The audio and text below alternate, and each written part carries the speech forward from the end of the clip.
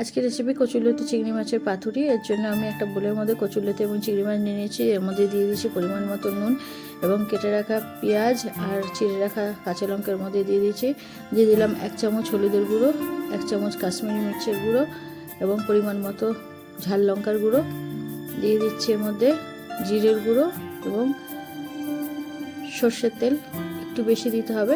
দিয়ে এটাকে মাখিয়ে নিলাম ভালো করে। এবারে কলা পাতার মধ্যে সর্ষের তেল দিয়ে কলা পাতার গায়ে মাখিয়ে নেবো। এরকম 2টো কলা পাতা আমার লাগবে।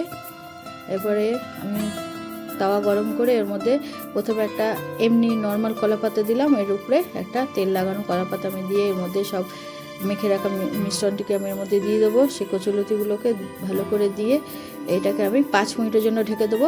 5 মিনিট পরে আমি ঢাকা খুলে এটাকে রান্না করব। কলা পাতা একটু পোড়া পোড়া টাইপের হয়ে গেলে সেটাকে আমি এবার একটা পাতলা প্লেটের মধ্যে নামিয়ে ওটাকে আবার তাওয়ার মধ্যে আবারও আমি একই প্রসেসে কলার পাতাগুলো দিয়ে আর সেই ঢাকনাটা সমেত যার মধ্যে আমি কলার পাতা নামিয়েছিলাম সব সময় ওর উপরে উল্টিয়ে দেবো। উল্টিয়ে দিয়ে এবার এটাকে খুলে আমি উপরেরটাকে বার করে নিলাম। এইরকম হচ্ছে দেখতে, এর নিচেরটা ওরকমই হবে। এটাকে ঢেকে একটুখানি করে তারপরে আমি এটা 2-3 মিনিট পরে খুলে আমি রান্না করে নিয়েছি।